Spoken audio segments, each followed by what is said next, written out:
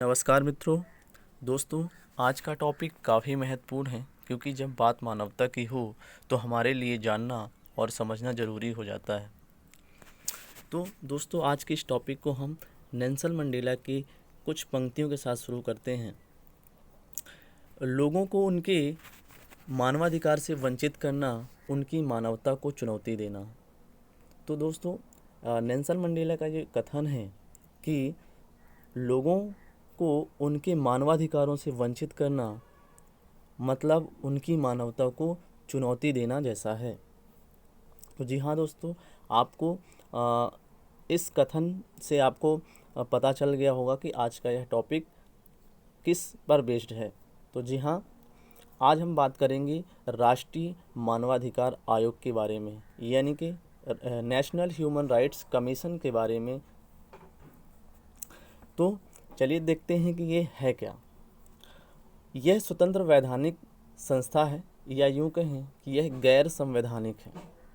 गैर संवैधानिक का मतलब ये होता है कि जो मूल संविधान में ना होकर इसे किसी न किसी एक्ट के द्वारा या अधिनियम के द्वारा बाद में संविधान में जोड़ा गया हो। अगर हम इसकी स्थापना की बात करें तो इसकी जो स्थापना हुई मानव संरक्षण अधिनियम 1993 के द्वारा 12 अक्टूबर 1993 क्यों की गई। ठीक, आगे देखें। यह संविधान द्वारा दिए गए मानवाधिकारों जैसे कि अधिकार, जीवन का अधिकार, स्वतंत्रता का अधिकार और समानता का अधिकार आदि की रक्षा और उनके प्रहरी के रूप में कार्य करता है। दोस्तों, अगर हम इसके मुख्यालय की बात करें तो इसका जो मुख्यालय है वह नई दिल्ली में है। यहाँ पे आपको नोट करना है एक चीज़ कि जितने भी कमीशंस हैं, यानी जितने भी आयोग हैं, जितने भी भारत के आयोग हैं, उन सभी का, जितने भी भारत के आयोग हैं उन सभी का जो मुख्यालय है उसको आप दो कैटेगरी में बांट सकते हैं। अगर हम उसको नेशनल की बात करें, यानी राष्ट्रीय आयोग की अगर बात करें तो ऑलमोस्ट सभी का जो हेडक्वार्टर है वह दिल्ली में है।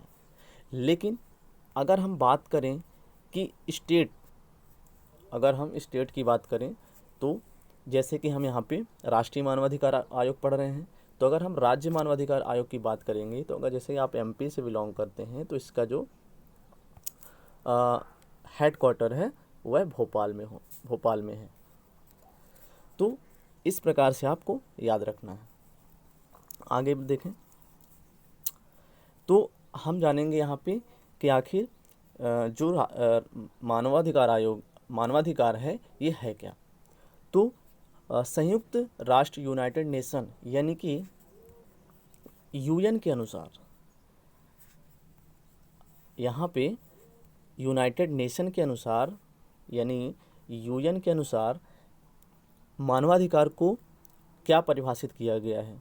तो संयुक्त राष्ट्र यूनाइटेड नेशन की परिभाषा के अनुसार ये अधिकार जाति, लिंग, राष्ट्रीयता, भाषा, धर्म या किसी अन्य आधार पर भेदभाव किए बिना सभी को प्राप्त है। यानी कि दोस्तों, किसी पे भेदभाव नहीं किया जा सकता। इसमें यह जो अधिकार है एक मानव के नाते यह सभी को प्राप्त है, चाहे वो कैसा भी हो, अच्छा हो, बुरा हो, काला हो, गोरा हो, तो बिना किसी भेदभाव के यह जो अधिकार है ये सभी व्यक्ति या सभी मनुष्य को प्राप्त है।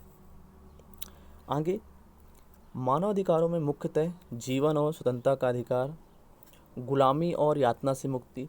तो इसका जो मुख्यतः है, जो इसका पर्पस है, यह जो है जीवन में स्वतंत्रता का अधिकार और गुलामी और यातना से मुक्ति। मतलब यातना के यानी कि जो गुलामी थी, है ना, जो लोग दूसरों के लिए काम करते थे, उनको प्रताड़ित किया जाता था, है ना, तो इन सब से मुक्ति। ठीक, और यहाँ पे अभिव्यक्ति यानी कि बोलने की स्वतंत्रता, कि जो भी व्यक्ति है वह अपने लिमिट में रह के कुछ भी बात कर सकता है, अपना प्रचार प्रसार कर सकता है, है ना। और इसमें काम और शिक्षा का अधिकार, इसमें काम और शिक्षा का अधिकार भी शामिल है। तो ये रहे हमारे मानवाधिकार। चलिए आगे देखते हैं। अब हम बात करें इनकी संरचना के बारे में। तो दोस्तों, जो इनकी संरचना है वह यह बहुसदस्यीय संस्था है। बहुसदस्यीय यानी कि इसमें एक अध्यक्ष होता है और प्लस 7 अन्य सदस्य होते हैं। तो यानी कि यह 8 सदस्यीय आयोग है या 8 सदस्यीय संस्था है।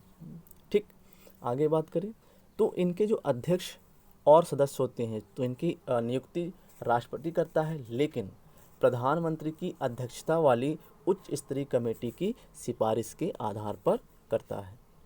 आगे बात करें, अध्यक्ष और सदस्यों का कार्यकाल जो होता है वह 3 वर्ष या 70 वर्ष की उम्र, मतलब जो भी पहले हो जाए, यदि उनका कार्यकाल 3 वर्ष में समाप्त हो जाए या उनका कार्यकाल 70 वर्ष की आयु जो भी पहले है तक समाप्त हो जाए।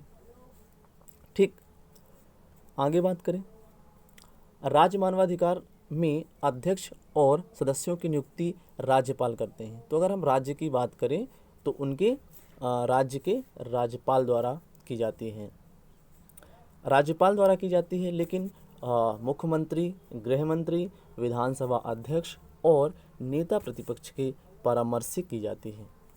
आगे देखें, इन्हें तभी हटाया जा सकता है जब कदाचार और असफलता के आरोप में सिद्ध हो।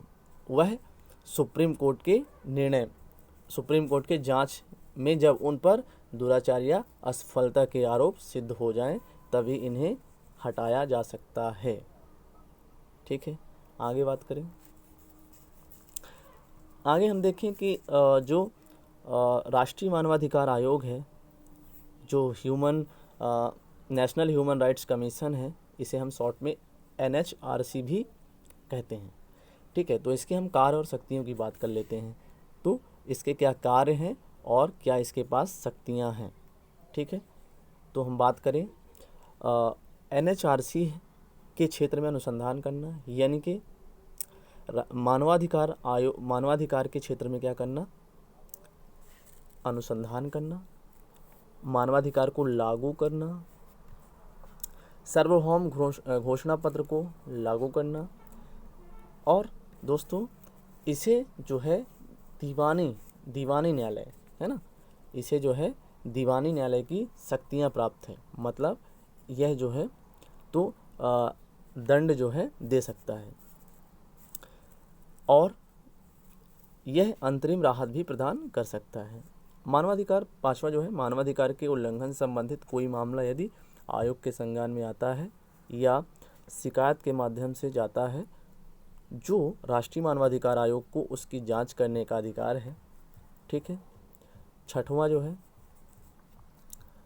आयोग किसी भी जेल का दौरा कर सकता है और जेल में बंद कैदियों की स्थिति का निरीक्षण एवं सुधार के सुझाव दे सकता है। ये आपको याद रखना है। अब हम बात करें कि NHRC यानी नेशनल ह्यूमन राइट्स कमीशन अपनी रिपोर्ट भारत के राष्ट्रपति के समक्ष प्रस्तुत करता है, जिसे राष्ट्रपति संसद के दोनों सदनों में रखते हैं। नेक्स्ट, अब हम बात करें कि जो NHRC है इसकी कुछ सीमाएं भी हैं। तो क्या सीमाएं हैं? पहली सीमा ये है कि राष्ट्रीय मानवाधिकार आयोग उन शिकायतों की जांच नहीं कर सकता जो घटना होने के 1 वर्ष बाद दर्ज कराई जाती हैं, और इसीलिए कई शिकायतें बिना जांच के ही रह जाती हैं। तो इसकी एक सीमा है कि अगर 1 साल आप शिकायत नहीं कराते हैं, 1 साल तक मानवाधिकार के उल्लंघन में यदि कोई मानवाधिकार का उल्लंघन करे और उसकी शिकायत 1 साल तक नहीं कराई जाए, तो यह जो है NHRC जो है वो आपकी 1 वर्ष बाद जो रिपोर्ट है, जो शिकायत है, उसकी जांच और उसे दर्ज नहीं करता। तो इसकी एक सीमा है। दूसरा है, पीड़ित पक्ष को व्यवहारिक न्याय देने में असमर्थ है। मतलब जो पीड़ित पक्ष है उसे न्याय देने में क्या है, असमर्थ है। असमर्थ होने के कारण भारत के पूर्व अटॉर्नी जनरल सोली सोराबजी ने इसे इंडियन टीजिंग इल्यूशन की संज्ञा दी। बात करें आगे, अब हम दोस्तों NHRC यानी नेशनल ह्यूमन राइट्स कमीशन से संबंधित कुछ प्रश्न लेते हैं जो कि बहुत ही महत्वपूर्ण है आपके परीक्षा की दृष्टि से और आपके समझने और सीखने की दृष्टि से भी काफ़ी इम्पोर्टेंट है। तो चलिए स्टार्ट करते हैं। इसमें पहला है, निम्न में से कौन से अधिकार मानवाधिकार के अंतर्गत शामिल हैं?